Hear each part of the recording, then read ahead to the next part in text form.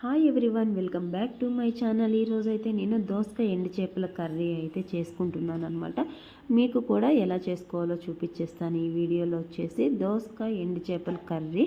అసలు ఎండు చేపలు అయితే చాలామంది తినరు, ఎందుకంటే స్మెల్ వస్తాయి కాబట్టి. నేను కూడా తినను, కానీ వండుతాను.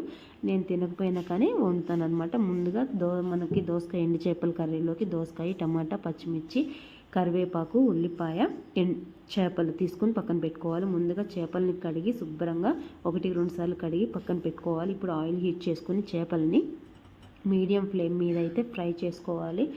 ఇలా ఫ్రై చేసుకుంటేనే మనకి నీసు వాసన అనేది పోతుందన్నమాట. ఆ స్మెల్ అనేది ఇలా ఫ్రై చేసేటప్పుడే పోతుంది. చూడండి, రెడ్ కలర్ వచ్చేంత వరకు ఎండు చేపలను అయితే ఫ్రై చేసుకోవాలి. చూడండి, ఈ విధంగా ఫ్రై చేసుకుని ఒక గిన్నెలోకి తీసుకుని పక్కన పెట్టుకోవాలి.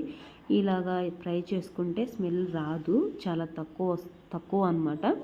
ఇప్పుడు మనం అదే ఆయిల్లో ఉల్లిపాయ, పచ్చిమిర్చి, కరివేపాకు వేసుకొని ఉల్లిపాయ పచ్చివాసన పోయేంత వరకు ఫ్రై చేసుకోవాలి. చూడండి, వీడియోలో చూపిస్తున్న విధంగా ఈ విధంగా అయితే ఫ్రై చేసుకోండి.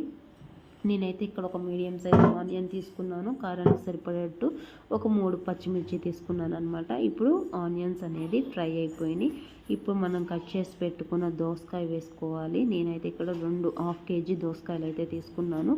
1/2 కేజీ దోసకాయలు కూడా ఇలా చిన్న చిన్న ముక్కలుగా కట్ చేసేసుకోవాలి. మరీ స్మాల్గా కాదు, మరి పెద్దగా కాదు, మీడియంగా కట్ చేసుకోవాలి. మీడియంగా కట్ చేసుకొని ఇప్పుడు ఒకసారి ఈ టెక్స్చర్ని కలిపి మూత పెట్టేసి ఒక 5 మినిట్స్ పాటు మీడియం ఫ్లేమ్ మీద కుక్ చేసుకోవాలి. ఇలా కుక్ అయిన తర్వాత నేను ఇక్కడ 2 మీడియం సైజ్ టమాటాలు అయితే తీసుకున్నాను అనమాట. ఇలా టమాటా వేసేసుకొని ఒక 1/2 టేబుల్ స్పూన్ పసుపు, టేస్ట్కి సరిపడా సాల్ట్ వేసుకొని మళ్ళీ ఒకసారి మూత పెట్టేసి ఒక 5 మినిట్స్ పాటు మీడియం ఫ్లేమ్ మీదే కుక్ చేసుకోవాలి. ఇలా మీడియం ఫ్లేమ్ మీదే కుక్ చేసుకుంటే మనకి కర్రీ అనేది చాలా బాగా వస్తుంది. హై ఫ్లేమ్ మీద అయితే తొందరగా అయిపోతుంది, కానీ టేస్ట్ అనేది ఉండదన్నమాట. సో నేనైతే ఇక్కడ మీడియం ఫ్లేమ్ మీద టమాటాలు కూడా కుక్ అయిపోయినాయి. ఇలా కుక్ అయిపోయిన తర్వాత టేస్ట్కి సరిపడా కారం, అంటే మీరు ఎక్కువ కారం తింటే కొంచెం ఎక్కువ వేసుకోండి. నేనైతే ఇక్కడ 2 టేబుల్స్ కారం అయితే వేసుకున్నాను.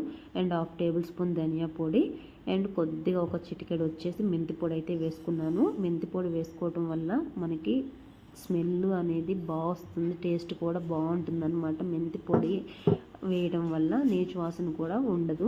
నేనైతే ఇక్కడ ఇవన్నీ వేసేసిన తర్వాత ఒకసారి కలుపుకొని ఒక గ్లాస్ వాటర్ అయితే యాడ్ చేసుకున్నాను. ఒక గ్లాస్ వాటర్ యాడ్ చేసిన తర్వాత మళ్ళీ ఒకసారి ఒక 5 మినిట్స్ పాటు వాటర్ అనేది ఎగిరిపోయేంత వరకు కూడా మనం ఉడికించుకోవాలి దోసకాయలని. చూడండి, మీడియం ఫ్లేమ్ మీద ఉడికించుకోవడం వల్ల దోసకాయలు అనేది తొందరగా మెత్తగా అయిపోకుండా ఉంటుంది.